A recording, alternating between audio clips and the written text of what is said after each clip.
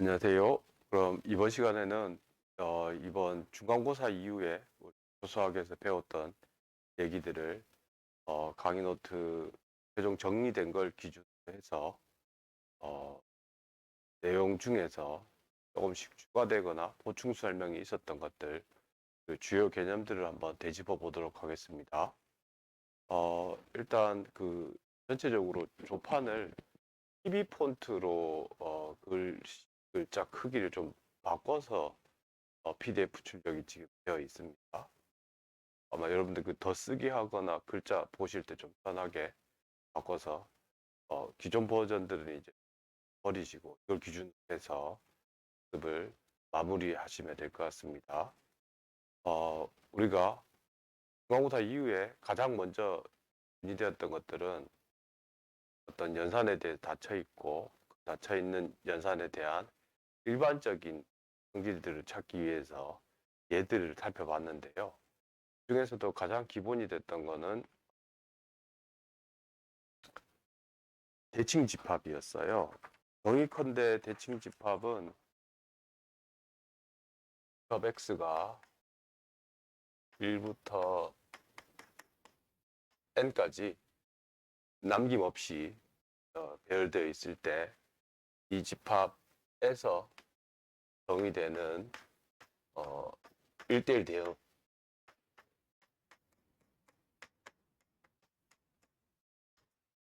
대응들의 집합을 밀어붙여서 대칭 집합이라고 합니다. 요로는 SNX라고 표기했고요. 이럴 때 이 대칭 집합은 기본적으로 1대1 대응의 들의 집합인데 2학년산을 줄 때 함수의 합성으로 줍니다.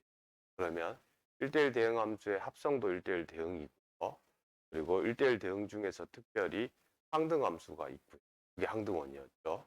뿐만 아니라 1대1 대응 함수의 역함수도 존재하기 때문에 따라서 이 집합은 연산에 대해 닫혀 있고 말하지 않았지만 결합법칙이 하고 항등원 여건이 있는 집합입니다. 이랬을 때 이 집합 안에 첫 번째 관찰해야 되는 건 원소의 개수는 n 팩토리얼 개만큼 있습니다. 그래서 이게 굉장히 큰 집합이죠. 두 번째는 이 집합 안에 있는 원소들의 연산 방법에 대한 것들인데요. 그 연산 방법을 이제 말해서 이제 벤 다이어그램을 그려서 하는 것들이 편하니까 편하게 하기 위해서 말해서 순환 표현들의 곱으로 쓰는 방법을 배웠습니다. 가령 예를 들어서 1대1 함수가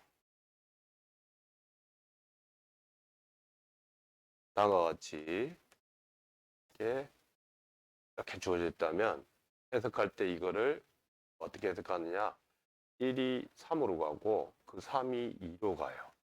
그 다음에 2는 1로 간다고 해서 다음과 같은 순환 표현들 혹은 이것들의 곱으로서 있었고요. 매우 특별하게 순환 표현 중에서도 두 개만 가지고 와서 쓰는 것을 말해서 호환이라고 얘기를 했었습니다. 그럴 때 임의 1대1 대응 함수들은 이런 호환들의 곱으로 표시할 수 있는데 그 호환들의 곱의 개수에 따라서 어떨 때는 짝치환, 어떨 때는 홀치환이라고 이름을 붙였습니다. 그리고 실제로 그 짝치환인지 홀치환인지 판단하는 요령까지도 그래서 말하는 교차수 개념을 이용해서 직관적으로 파악할 수 있는 방법을 했었죠. 그 중에서도 대표적으로 이제 나오는 예 중에 하나가 S3에서 의 연산표인데요. 우리 문제 1.3 같은 경우에 그 연산표를 직접 만들어 보는 거를 논의를 했었습니다. 이 집합이 의미가 있는 이유는 원소의 개수가 6개고 그리고 교환 법칙이 대표적인 예이자 사실상은 본질적으로 유일한 예이기 때문에 이거를 다뤄봤습니다. 문제 1.3에서는요. 연산하는 거를 생각하는 건데요. 가에 들어갈 건 이렇게 가로를 먼저 계산하고 세로를 두 번째 씁니다. 물론 이게 함수 합성이기 때문에 사실은 연산 순서는 뒤에서 앞으로 오는 겁니다. 어쨌든 비호상 이렇게 되어 있으면 1은 2로 가고요. 2는 어디로 가냐? 여기에서 보면 2는 3으로 갑니다. 그래서 2는 3으로 가요. 3은 어디로 가냐 물어보면 3은 2로 갔다가 2는 1로 가기 때문에 3은 1로 간다고. 이게 가에 들어갈 얘기죠. 다른 예 중에 라에 들어가는 걸 한번 해볼까요? 1, 2, 3이 있고요. 네, 1, 2, 3이 있었어요. 그러면 이때는 1은 2로 갔다가 2는 3으로 가니까 1은 3으로 가요. 두 번째, 3은 1로 가고요. 1은 2로 가니까 3은 2로 가죠. 그럼 자동으로 2는 1로 갈 수밖에 없죠. 그래서 2는 1로 간다고 이렇게 묶어서 쓰면 이게 나에 해당하는 연산 결과일 겁니다. 예. 그래서 사실은 이러한 이 S3의 이항연산 표를 찾는 거는 그 다음 쪽에서 얘기되어 있는 단락의 얘기처럼 사실은 이제 여러분들이 기억을 해 두셔야 될 게 연산표를 만들어 봤더니만 연산표가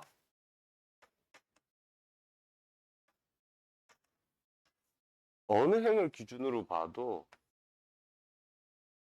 여기 예를 들어서 13을 기준으로 봤을 때요. 13이 있을 거고요. 여기 뭐가 나올 거고 뭐가 나오는데 처음 있던 여기 있던 6개를 영행을 기준으로 봤을 때 여기 나오는 결과도 여전히 6개가 나오고 서로 다른 게 나온다는 거예요.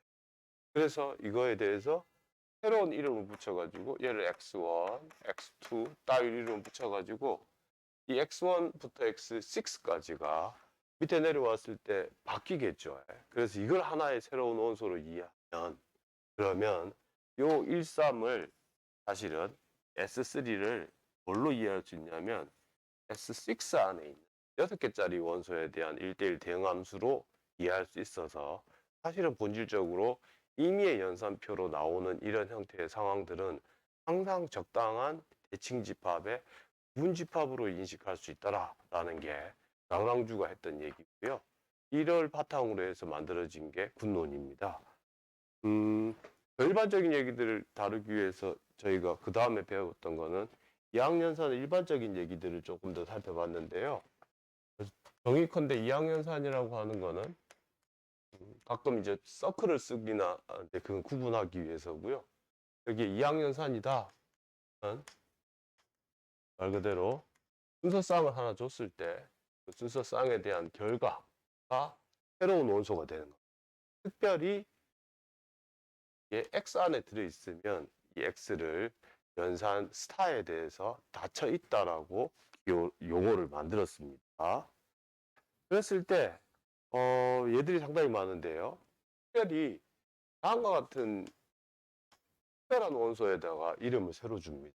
뭐냐면 임의의 X가 있고요. 어떤 E가 있어가지고요.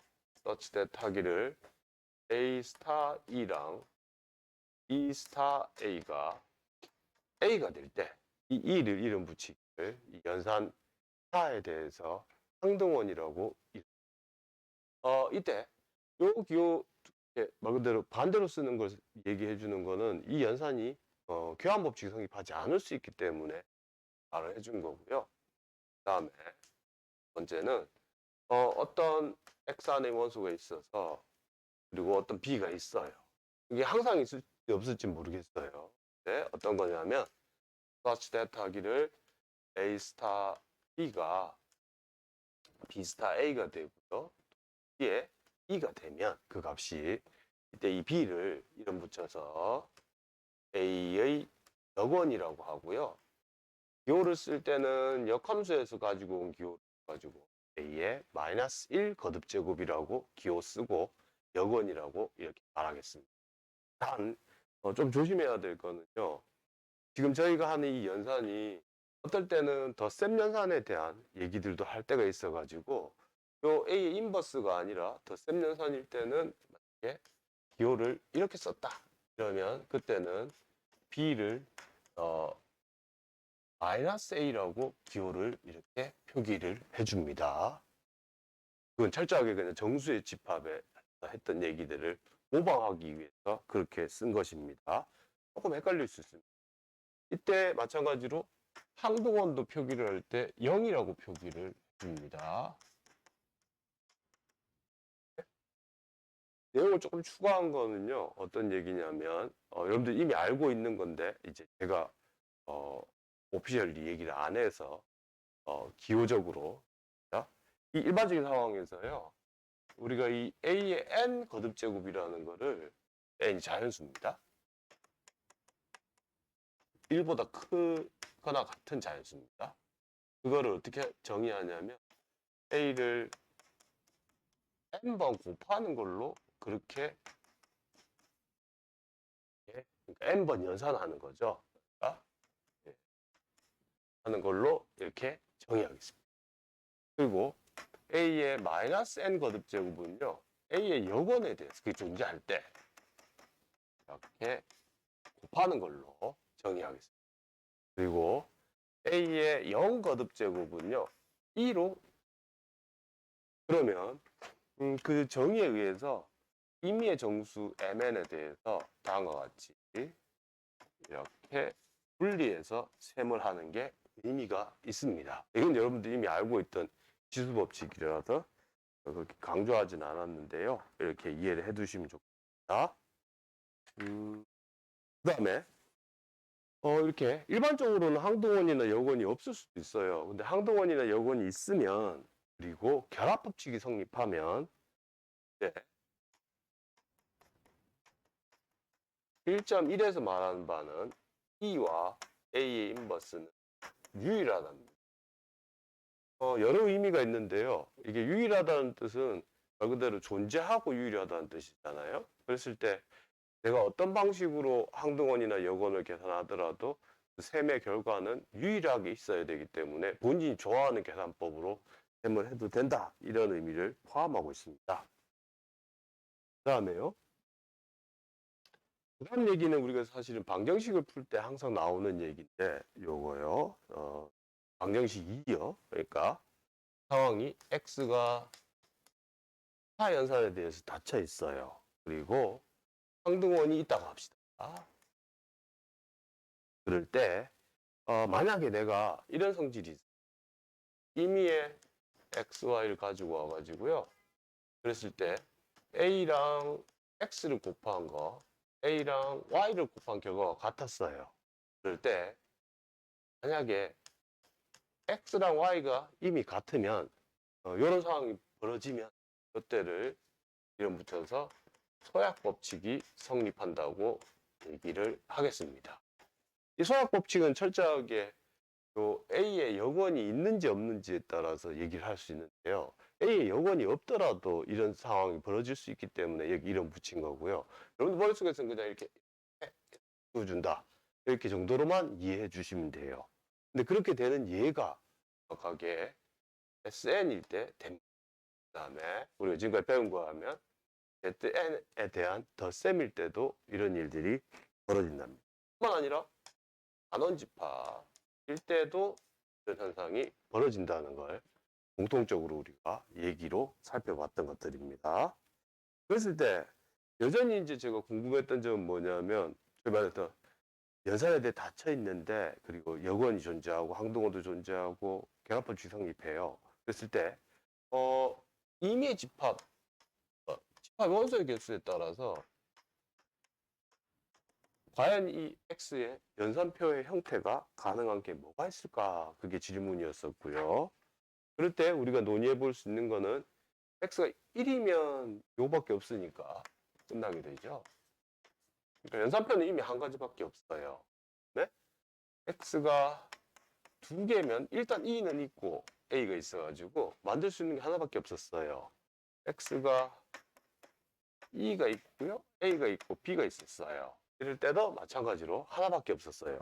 그런데 x가 원소의 개수가 4개이면 이때는 그 말은 스토크 원리에 따라서 만들어 보면 그러니까 소약법칙이 성립한다고 생각하고 만들어 보면 나올 수 있는 타입이 2타입이 있다는 거고요. 그러면 실제로 그런 게 존재하냐라고 대답을 해줘야 되는 거죠. 그걸 제가 강의 때 예제 1.5를 통해서 말씀드렸습니다. 진짜 존재하느냐라고 물어봤을 때 다음과 같이 Z4라는 대상 이 대상하고 그 다음에 요거요 y. y는 뭐냐면 i에 거듭 제곱한 것들이요. 그러니까 1하고 i하고 마이너스 1하고 마이너스 i. 이렇게 돼 있는 것. 이 두 개는 뭐라고요? 타입이 똑같다는 거죠. 그 다음에 문제 1.9에서는요. 이것하고 다른 게 있어요. 자, 그게 뭐였냐면 S4안의 부분집합인데 1하고 1, 2, 3, 4, 1, 3, 2, 4. 그 다음에 2, 3, 1, 4. 에 4개의 원소로 이루어져 있는데 1.5에서 나오는 연산표하고 문제 1.9에서 나오는 연산표 다른 게 두 가지 타입으로 실제로 존재한다. 관련된 기하적인 얘기들을 원 1.2에서 얘기를 했었습니다. 그래서 1, 2, 3, 4까지는 해결됐어요. 오늘 잠시 숨겨두고요. 6일 때를 생각하는데 6일 때는 상황이 다양해요. 다양한데 교환 법칙이 성립하지 않는 경우는 앞에서 얘기했었던 대칭집합 S3 타입밖에 없더라 라는 걸 문제 1에 10에서 논의를 했었습니다. 문제 1에 10의 의미는 사실은 두 번째 상황이요. 2번 상황이 핵심인데 우리가 지금 행렬로서 연산을 했을 때 A의 세제곱이나 B의 세제곱이 항등행렬이 된다는 거 요거는 그냥 셈으로써 알아낼 수 있고 뿐만 아니라 A, B라고 써져 있는 거는 어떻게 바꿀 수 있다?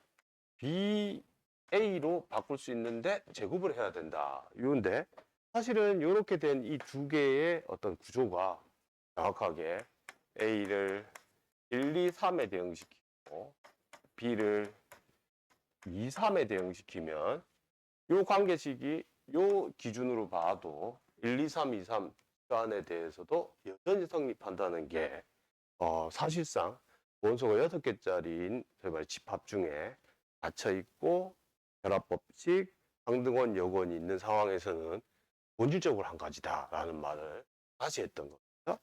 그래서 실제로 요 관계가 있는지가 사실 가장 핵심인데요. 이게 있기 때문에 사실은 행렬에 대해서 이제 뭐 세 번째에서 다양한 연산들을 막 해보는 것도 사실상은 시안에 대해서 연산을 해보는 거랑 완전히 대등하다는 거. 그래서 진짜 1, 2, 3에 2, 3을 연산하는 게 과연 뭐요? 2, 3에 1, 2, 3의 제곱을 연산하는 거랑 같은지 확인을 해주면 되는 거예요. 실제로 얘는 1은 2로 가고요. 1은 2로 가요. 1은 2로 가고요. 2는 3으로 갔다가 3은 1로 가고 2는 1로 가죠. 자동으로 3은 3으로 갈 수밖에 없죠. 3은 2로 갔다가 2는 3이요. 이게 좌변이고요. 우변은 보시면 3에 여기요. 얘가 1, 3, 2였죠. 아까 문제 라에 해당되는. 그럼 얘를 계산을 해보면 실제로 1은 3으로 가고 3은 2로 가니까 1은 2로 가요. 맞죠? 그 다음에 2는 1로 가고요. 끝난 거죠. 맞죠? 따라서 3은 3으로 갈 수밖에 없어요. 그래서 두 개가 성립한다. 즉 다시 말하자면 어떤 원소가 6개인 집합에 교환 법칙이 성립하지 않는 상황에서 6개의 원소 중에서 이와 같은 특징이 있기만 하면 언제나 연산표는 똑같은 형태로 구성될 수밖에 없더라라는 게 우리 수학자들이 생각하는 방식이라서 본질적으로 원소 6개짜리에서는 한 가지밖에 없다라는 식으로 얘기를 합니다. 요거에 대해서 이제 행렬에 대해서 좀 익숙하지 않을 수 있는데 그럼에도 불구하고 이제 이런 형태로 말을 할 수도 있지만 문제 1의 11에서는요 똑같은 상황인데 이번에는 3 곱하기 3행렬로서 표현해가지고 하는 경우들도 이렇게 만들어낼 수 있다고 얘기를 해뒀습니다. 네. 그 다음 단원에서는요 중간고사 이전에 저희가 정수의 특징 중에 이제 정확히 말하자면 정수의 소위 말하는 외연적 정의로 공치류로서 이제 정수의 나머지들에 대한 집합을 생각했는데요. 이렇게 정의를 하는 건 할 수 있는데 그렇다고 해서 정수가 가지고 있는 성질들에 대한 얘기들은 여전히 이제 증명의 대상이고 그 뿌리에 있는 얘기들을 저희가 찾아가 봤습니다. 그래서 그 무엇보다도 그러면서 자연수 집합이 가지고 있는 특징 중에 하나는 여기에 공집합이 아닌 게 있으면 그러면 S는 미니멈이 있더라라는 정수 정렬성에 대한 정수의 정렬 성질로부터 정수의 모든 얘기들이 유도된다는 겁니다. 조금 더 일반적으로 얘기하면 사실은 정수의 정렬 성질은 다항식에서도 마찬가지로 계속해서 작동하기 때문에 그말에 평행한 이론들을 막 만들어낼 수 있더라. 그래서 이게 뿌리에 있기 때문에 이걸 기준으로 해서 얘기들을 많이 했는데 그 중에서도 뭐 사실 정수의 정렬 성질로 증명할 수 있는 게 첫째는 정수의 나머지 정렬, 둘째는 우리가 지금 다음 주에 계속해서 얘기되겠지만 수학적 기납법의 증명 두 가지인데요. 사실 이것만 기억해 두더라도 우리가 정수가 이런 형태의 본질적 성질로부터 다른 정리들이 유도되는구나 라는 유계적 상황을 인식을 하시면 아마 학습이 잘 된 걸로 저는 파악하고 있습니다. 그 중에서도 정수의 정렬 성질로 유도되는 정수의 나머지 정리는 그 스테이트먼트와 관련해서 제가 누차 말씀드렸듯이 존재성과 유일성. 이 존재성과 관련해서 여러분들이 한 번 더 마음속에서 비자명한 사실이라는 것을 인식하셨으면 합니다. 이게 정수가 있을 때 제수가 0이 아니면 그러면 A를 B로 나누고 몫이 있고 나머지가 있더라. 정의컨대 나머지는 다음과 같이 제수의 크기보다는 작도록 설정할 수 있더라. 그런데 이 증명을 어떻게 했다? 정수의 정렬 성질로 정렬성으로 설정을 했습니다. 그래서 이를 통해서 이제 다른 개념들도 자동으로 유도가 되는데요. R이 0이면 A는 B의 배수, B는 A의 약수라는 얘기를 했고요. 더 나아가서 기호를 조금 더 도입해가지고 공약수, 공배수에 대한 얘기 있었죠. 그럼 자동으로 공약수, 공배수가 나오면 제일 큰 공약수와 제일 작은 공배수의 개념도 정의가 되겠죠. 뿐만 아니라 특별하게 약수가 몇 개 없는 타입. 다시 말하자면 P는 소수다라는 말도 이제 정의할 수 있습니다. 어떻게 정의하냐면 P의 약수 B가 있다면 그러면 B가 가능한 게 다음과 같이 플러스 마이너스 1이거나 플러스 마이너스 P일 때 그럴 때 이 P를 소수라고 했습니다. 이런 상황에서 정수론에서 얘기하는 가장 기초적이고 중요한 문제는 이 정리 2.1에서 말하는 자연수의 소인수분의 정리. 제가 이걸 자연수 범위로만 한정 짓는 거는 그 말해서 부호 문제 때문에 이제 그게 혼선을 줄 수 있기 때문에 제가 그냥 간단하게 자연수라고 말했는데 사실은 강의 시간에 얘기했듯이 주어진 숫자의 정수의 약수다 그러면 음수인 것들도 반영을 해줘야 됩니다. 오케이. 어쨌든 그런 기술적인 얘기고요. 그랬을 때 아무튼 임의 자연수는 여러분들이 익히 알고 있듯이 순서를 무시하면 소수의 순서를 무시하면 항상 유일하게 인수분해가 가능합니다. 그랬을 때 이걸 이용해 가지고 소수는 무한히 많다라는 사실, 그 다음에 루트 2는 유리수가 아니라는 사실도 증명이 됐었고요. 더 나아가서 최대 공약수, 최소 공배수도 같이 정의를 할 수 있었었죠.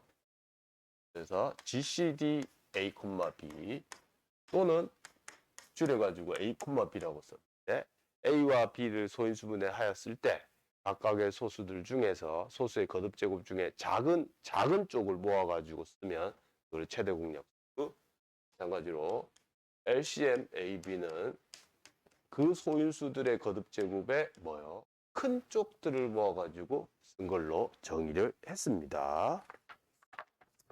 예, 그랬을 때 이렇게 생각해서 만들어지는 LCM과 GCD는 다음과 같은 정의에 의해서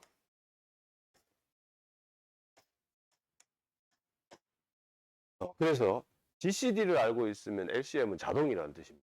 그래서 이제 쟁점은 GCD를 어떻게 계산하느냐의 문제인데 각각을 소인수분해를 해야 되니까 소인수분해가 이게 숫자가 크면 우리가 현실적으로 소수가 얼마나 많은지 이게 소수가 많이 많으니까요. 어떤 소수가 A와 B를 나누는지에 대한 거는 사실상 손으로 못할 수도 있는데 그거를 보완해주고 있는 것이 정확하게 유클리드 호재법입니다. 저는 영재 2.3 형태로 유클리드 호재법을 기억하고 있는데요. 뭐냐면 부정수가 다음과 같은 관계식이 그러면 A하고 B의 최대 공약수는 B하고 R의 최대 공약수가 라는 게 유클리드 호재법으로 이름 붙이겠습니다. 증명 과정은 여러분들 다시 한번 유심히 쳐다봐 주시고요. 그럴 때 제가 밑에다 첨가해 놓은 말이 있는데요. 증명 과정을 살펴보시면 Q나 R이 목이거나 나머지일 필요는 없어요. 그냥 이런 등식만 하면 그럼 무조건 A, B의 최대 공약수는 B와 R의 최대 공약수와 일치한다는 사실을 알 수 있습니다. 다만 두 개의 정수에 대해서 이제 그래서 최대 공약수를 구하고 싶어 한다면 확인되는 사실이 R이 B의 크기보다는 작으니까요. 이걸 연쇄적으로 계속 하다 보면 어느 순간 소위 말해서 이 위치에 있는 재수가 계속 더 줄어들잖아요. R이 그 역할을 할 테니까. B를 다시 Q 대시에 R 대시라고 할까요? 그러면 조건이 뭐냐면 R 대시는 작아요. 그러니까 이 B를 기준으로 했을 때 더 작은 R을 선택하고요. 그 R보다 더 작은 R 프라임을 선택하거든요. 그 뭐예요? 주어진 자연수를 이 B를 기준으로 봤을 때 뭐라고요? 계속해서 줄여나가면 한없이 줄일 수 없잖아요. 정수의 정렬성에 따르자면 최소인 게 꼭 존재해야 되죠. 이렇게 되는 집합에는요. 그러므로 말해서 이걸 출발점으로 해서 최대 공약수를 구하는 과정을 연쇄적으로 거쳐가면 꼭 이건 유한 시간 안에 끝나게 된다라는 게 핵심이었습니다. 이럴 때 이 과정을 역으로 거슬러 가면 말해서 영재 2.4에서 대주 등식을 증명했어요. 내용을 조금 추가해 놓은 부분이 있는데요. 스테이트먼트부터 다시 한번 해보겠습니다. 일단 일반적인 스테이트 두 개의 정수가 있으면 AS 더하기 BT는 최대 공약수가 되도록 할 수 있더라. 사실은 양변에다가 K로 곱하면요. 이게 성립하면 TK K라서 사실은 이 방정식에 이 식을 만족하는 ST가 있을 뿐만 아니라 요 최대 공약수의 배수인 것들에 해당하는 것도 무조건 있다는 거죠. 그래서 제일 작은 걸 지금 있다는 걸 구할 수 있다라는 걸 강조한 겁니다. 문제 상황에서 항상 최대 공약수의 배수인 상황은 언제나 있기 때문에 걱정하실 필요가 없어요. 특별히 만약에 A, B가 서로 소이면요. 그러면 A의 S 더하기 BT는 1이 되는 게 있습니다. 이때 이 S하고 T는 여기 ST랑 다를 수 있어요. 그래서 어쨌든 이거이면 뭐이더라? 인 어떤 ST가 정수가 존재한다는 겁니다. 그걸 아까 이 과정을 역으로 올라가는, 다시 말하자면 대분수셈, 연분수셈을 해가지고 알아냈던 거죠. 제가 추가해 놓은 거는요. 이걸 좀 추가했습니다. 반대로 되는 거예요. 이렇게. 이 등식을 만족하는 ST가 있으면 얘네 둘은 소소다. 이걸 한번 해보면요. 반대로. 지금 by definition, 정의에 의해서 얘의 약수고 얘의 약수죠. 그 말은 A, B는 야의 약수기 고차에 얘 공통으로 다 가지고 있으니까요. 근데 얘가 1이라고 했잖아요. 그래서 최대 공약수는 뭐의 약수예요? 1의 약수죠. 그래서 될 수 있는 거는요. 1이죠. 근데 여기서 항상 조심하셔야 되는 게 부호가 마이너스 1이 될 수도 있어요. 근데 제가 편의상 그냥 말 그대로 1이라고 선언한 겁니다. 오케이. 그 다음에 일반적인 경우도 제가 좀 기술을 해놨습니다. 일반적인 경우는 특수한 경우로부터 얻어지거든요. 뭐로부터 얻어지냐면요. 일반적인 경우는 다음과 같은 상황을 생각하면 돼요. 이 A에 대해서 A, B의 최대 공약수를 나뉘어 봐요. 그러면 야하고 야의 최대 공약수는요. 지금 공통인 걸 다 나눠버렸으니까 이제 더 이상 공통인 게 없다는 뜻이죠. 요 기호의 뜻이요. 1이에요. 그래서 특수한 경우로 돌아가가지고 어떤 ST가 있어요. such that 하기를 이렇게 해요.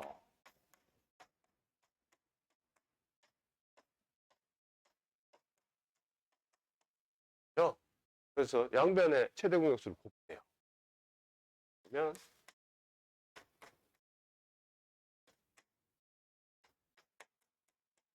그래서 증명이 끝났습니다. 맞죠? 이런 경우가 있다는 거죠. 그런데 이거는 뭐 구체적인 계산들을 제가 숫자로서 많이 나열을 해드렸으니까 그 페이지에 있는 얘기들을 쭉 따라가시면서 설명 대분수 표현으로 쓰는 것들을 여러 번 반복을 좀 해주셨으면 좋겠습니다. 그 중에서도 문제 2.7 같은 경우에 우리가 왜 이걸 하는지에 대한 근거인데요. 문제 2.7에서는 이런 얘기죠. 5로 나온 나머지가 3이고 2로 나온 나머지가 1인 자연수가 꼭 있다는 거예요. 그걸 어떻게 찾느냐? 풀이 과정에 살펴보시면 대주 등식이 나옵니다. 그러니까 5 곱하기 1 빼기 2 곱하기 1이 된다는 거죠. 요 팩트로부터 나오는 건데 얘기의 요지는 제가 이제 예를 들려고 해서 문제가 이 숫자가 작기 때문에 여러분들 그냥 눈으로 찾을 수 있는데 일반적으로 요 5나 2 대신에 숫자가 굉장히 크면 그러면은 뭐였죠? 대분수 연산, 그러니까 연분수 연산 하셔가지고 찾아줘야 된다는 거를 명심해 주시기 바랍니다. 그래서 밑에 추가하기를 요거에 대한 문제 2.7을 그냥 기호로 바꿨을 때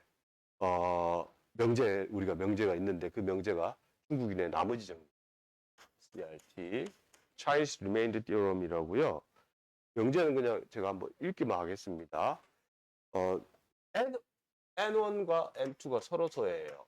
그리고 N1보다 작은 의미 아닌 정수, N2보다 작은 의미 아닌 정수를 내가 임의로 선택을 해요. 일단 하고 나면 그거를 R1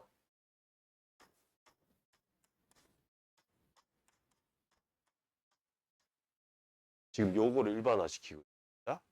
그러면 내가 이런 숫자가 있대요.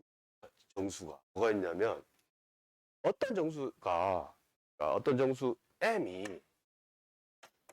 n1으로 나눴을 때 r1을 나머지로 하고 이게 n2로 나뉘었을 때 나머지를 r2로 하도록 하는 그러한 공통인 m이 존재한대요. 당연히 무한히 많이 존재한답니다. 이게 중국인 나머지. 앞에서 했던 요 얘를 그냥 기호로 바꿔갖고 지금 그것뿐이죠. 예, 그렇습니다. 여러분들 이거 문제 2.7은 좀 유심히 한번 더 기호가 좀 많긴 한데 그러니까 배주 등식에서 어떤 정보를 뽑아내는지를 잘 기억을 해두시면 좋겠습니다. 그 다음에 부원 2.2에서는요 사실은 우리의 논의상 정수의 정렬 성질로부터 정수의 나머지 정리가 나오고요. 정수의 나머지 정리로부터 바로 두 수의 최대 공약수를 구할 수가 있어요. 그래서 사실은 두 수의 최대 공약수의 뜻을 처음부터는 인수분해 해가지고 선언하지 말고 거기 나와 있듯이 두 수의 최대 공약수란 뭐냐면 공통인 약수이면서 그리고 두 번째 최대인 거. 말하자면 어떠한 공약수들의 배수다라는 그 성질을 이용해서도 거꾸로 최대 공약수를 정의해가지고 배주 등식도 만들어내고 배주 등식이 나오면 말하는 유클리드 도움정리인 P가 A 곱하기 B의 약수이고 P가 A의 인수는 아니면 그러면 P는 B의 인수여야 된다는 이 팩트를 증명할 수 있습니다. 뭘로부터요? 배주 등식.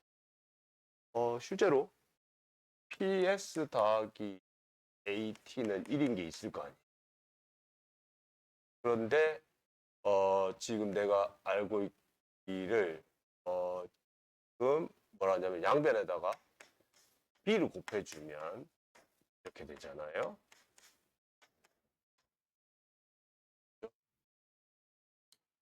그러면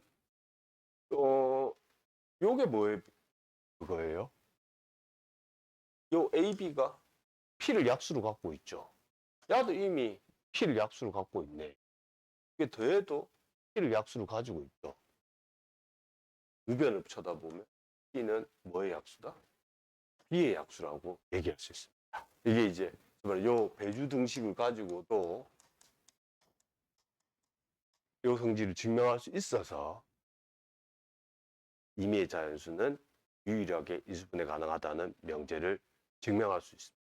그런 의미에서 사실은 제가 정수의 정렬성으로부터 유클리드 호재법 관련된 얘기들을 좀 강조해서 얘기를 했었습니다.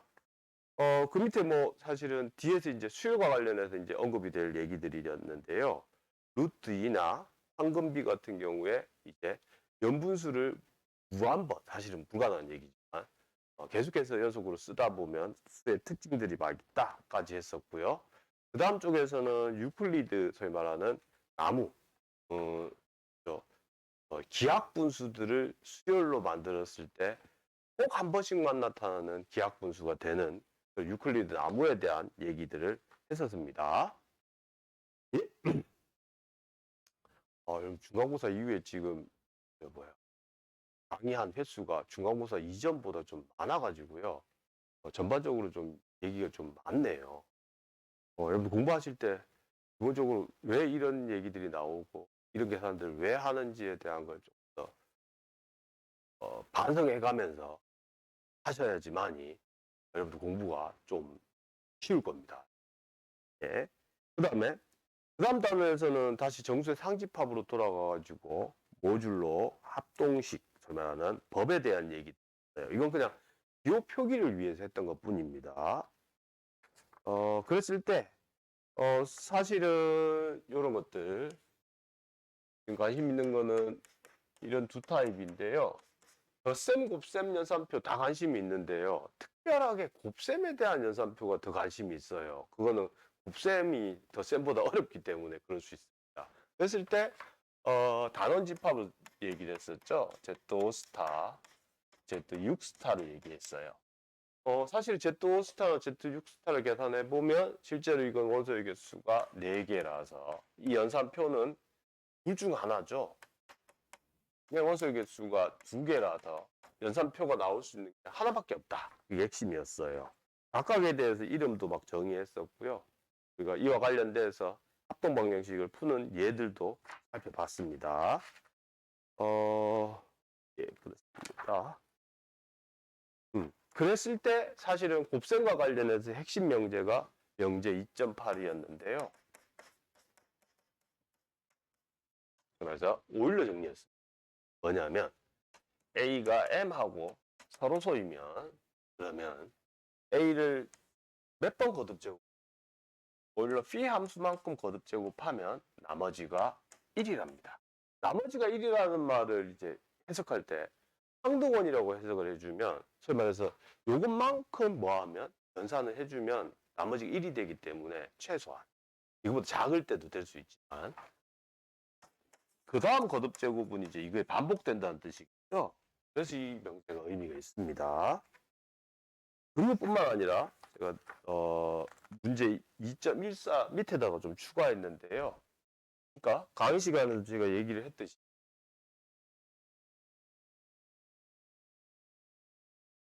일반적으로 오일러 정리의 증명 과정을 보면 만약에 x가 연산에 대해서 닫혀 있고요.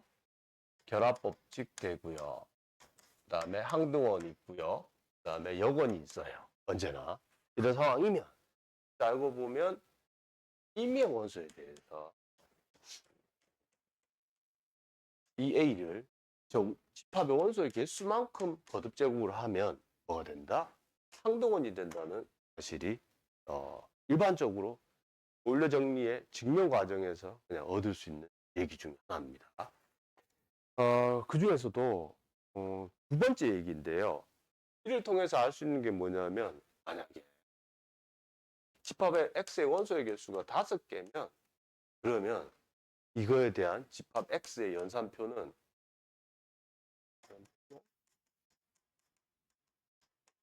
한 가지뿐입니다. 본질적으로. 그에 해당하는 예는 5입니다. 여기 어떻게 생각하느냐 물어보면 기본적으로 써놔놓은 거는 여러분들 읽어보시면 돼요. 기본적 아이디어는 이겁니다. 뭘 생각하냐면요. 1호부터 A가 2가 아닌 걸 가지고 와가지고요. 2인 거는 계속해서 거듭 제곱해도 있고요. 2가 아닌 거 가지고 와가지고 A에 일단 최소한도로 5번 하면 2예요. 이건 되잖아요. 그때 내가 걱정하는 거는 혹시라도 A에 2번 했을 때 2가 되지 않을까? 3번 했을 때 2가 되지 않을까? 이런 현상들을 다 관찰해 본다는 건데 이게 불가능하다는 거를 거기 내용에서 제가 나머지 정리를 이용해서 좀 써뒀습니다. 여러분들 참고를 하시면서 학습하실 때 한번 내용을 좀 음미해 보시면 5뿐만 아니라 일반적으로 소수 개의 원소를 갖는 집합이 대합부식 성립하고 항등원이 있고 여건이 있으면 언제나 연산표는 나올 수 있는 게 한 가지 타입밖에 없다는 걸 확인할 수 있습니다. 그 다음에요. 원식은 이제 지금까지 했던 거, 요 거듭 제곱하는 거, 요거에다가 다시 초점을 맞춰가지고, 처음부터 ZM 스타가 하나만 가지고 이제 거듭 제곱을 계속 하는 거예요. 이렇게 해서 나를 다 채워요. 정확히 말하면 얘네 원소 개수가 오일러 phi 함수만큼 있으니까 이만큼을 다 채울 수 있으면 이럴 때 이름을 하나 만들자는 겁니다.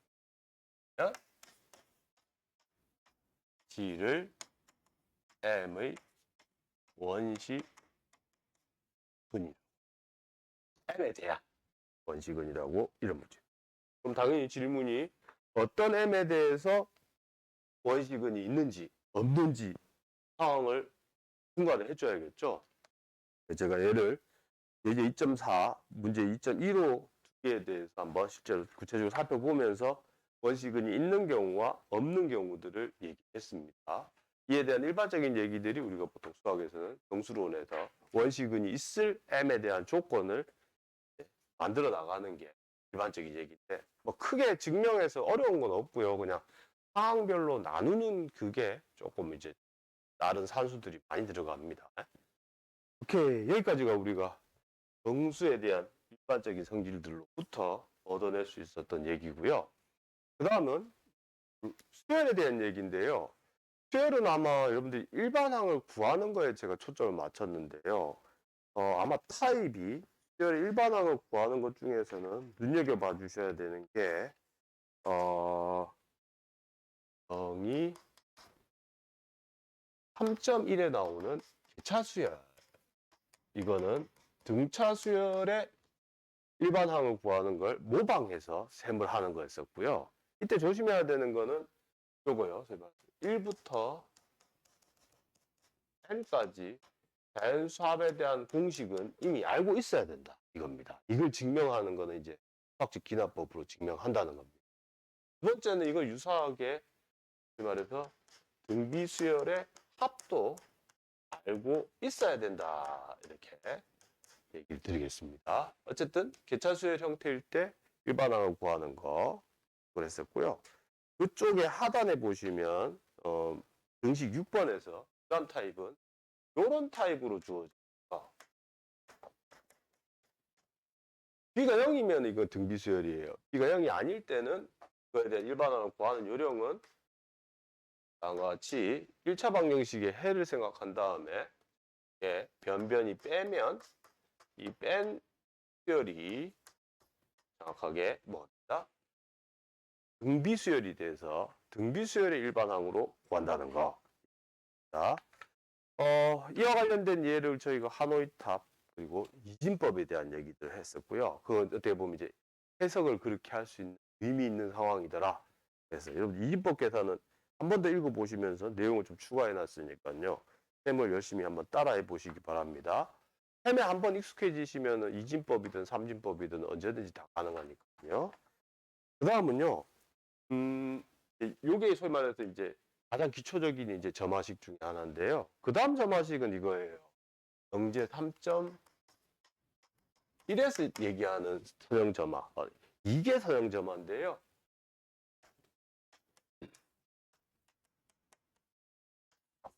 요 타입일 때 일반항을 구하는 요령.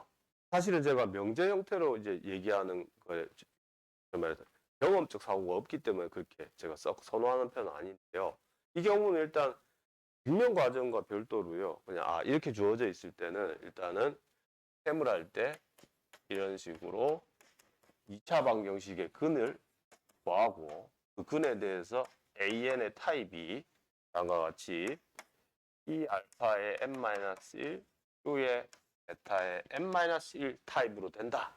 한 다음에 초기 조건 두 개로부터 PQ를 구해냅니다. 다시 한번 강조하지만 이걸 n-1, n-1로 쓴 거는 첫 항을 넣었을 때 산수가 좀 편하게 하기 위해서입니다. 여기를 n이라고 써도 사실은 상관없는데 셈이 좀 더 많아요. 그랬을 때 요 타입이거나 or 만약에 알파가 베타랑 같은 중근인 케이스에서는 A에는 등차 수열이 하나 있고요. 여기에다가 베타의 n-1꼴로 써진다. 타입이 나오더라. 그거를 이게 선형점화라고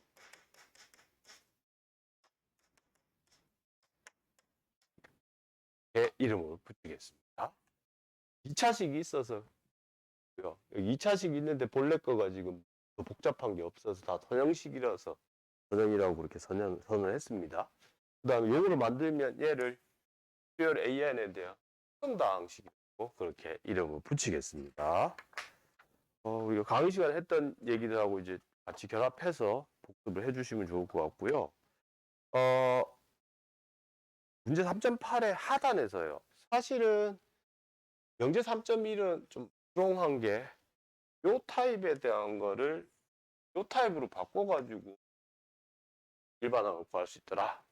사실 요 타입은 하나 더 내렸으면 요 타입으로 되는데 특별히 알파가 1이 되는 경우라서 어떤 케이스냐면 P 더하기 Q의 베타 n-1 거듭제곱 꼴이라서 사실은 요 타입으로 돌아오더라 라는 얘기까지 비용으로 좀 써뒀습니다. 그리고 이때도 마찬가지지만 이제 최적으로 이게 선형점화일 때 그에 해당하는 좀 적절한 예를 예제 3.6을 통해서 한번 알아봤습니다. 아마 앞에서 했던 얘기랑 좀 연관성이 있기 때문에 제가 이 예를 선택한 거고요. 특별히 큰 그건 없습니다. 왜냐하면 얼마든지 요 개수 C나 D는 다른 걸 선택해가지고 다양한 상황들을 살펴볼 수 있거든요. 예를 들면 C하고 D가 둘 다 1이다. 그럼 피보나치예요. 굉장히 다양하기 때문에 제가 어떤 걸 이제 좀 의미 있는 예를 한번 해볼까 해가지고 봤더니만 헬 수열인 경우에 그러하다고 얘기합니다. 여러분들이 뭐 일단 일반적인 방법을 알기 때문에 이제 거기에 해당하는 풀이는 기계적인 조작으로 풀이가 나가죠. 그 중에서도 이제 부원 3.3에서 실제로 알고 봤더니만 펠 수열의 각 수열들의 항은 루트 2를 연분수 표현했을 때 이렇게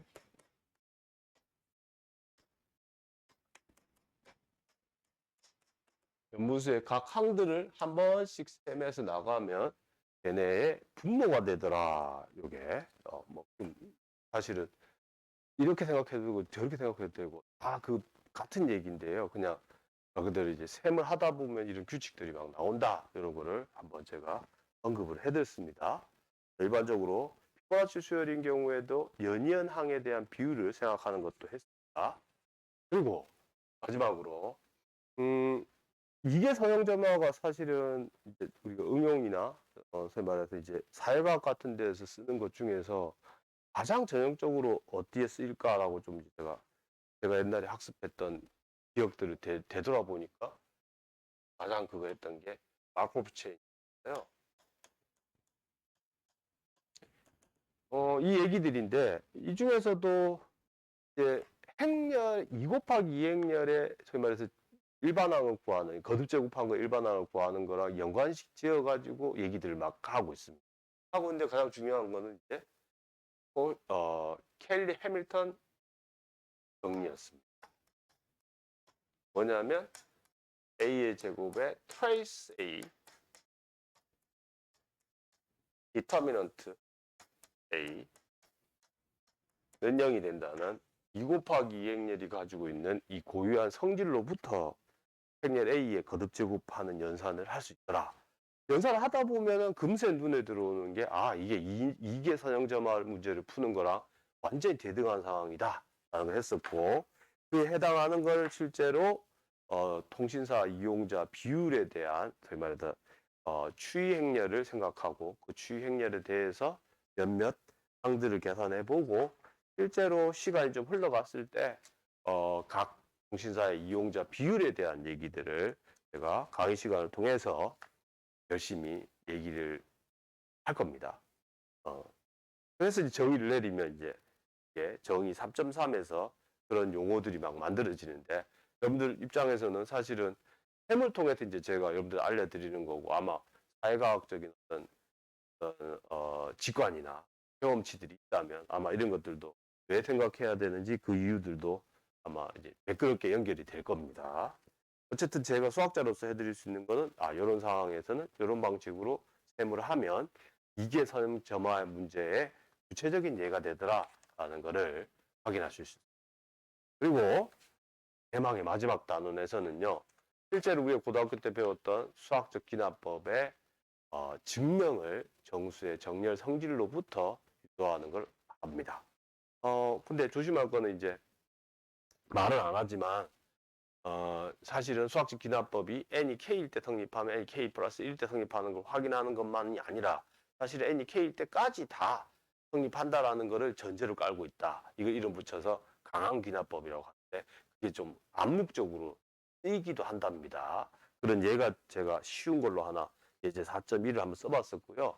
그리고 정수의 정렬 성질로부터 수학적 기납법 한번 증명을 해보고, 그 다음에 지금 이게 해석학 시간이 아니긴 하지만 그래도 예제 4.2에서 실제로 구체적으로 어떤 수열의 일반항을 구하기가 쉽지 않음에도 불구하고 수열이 한없이 커졌을 때 어떤 값이 가까워지는지에 대한 예측을 할 때 수학적 기납법을 써가지고 우리의 직관적인 생각이 맞다는 거를 증명하는 걸 해봤습니다. 그리고 반성적 사고로 마지막으로요. 사실은 우리가 지금까지 다뤄왔었던 점화식과 관련된 대부분의 명제들은 점화식으로부터 일반항을 구하는 게 약간은 좀 이렇게 경험적 상황을 통해서 일반항을 예측하고 일반항이 맞다는 걸 증명하는 방식이었는데, 이게 수학적 기납법하고 결합을 시키게 되면 정확하게 그게 참이다라는 거를 예를 통해서 살펴보면서 강의를 마무리를 지었습니다. 여러분들 다시 한번 강조하지만 전체적으로 셈이 좀 복잡한 예들도 있어요. 그리고 제가 제 나름대로 열심히 써놓긴 했는데 잘 메꿔 가시기도 하고요. 근데 조심하셔야 되는 게 이건 교양 과목이기 때문에요. 여러분들 이게 막 어려운 예제들을 막 다시 새로 세팅해갖고 여러분들 시험에서 곤란하게 만들 생각이 없습니다.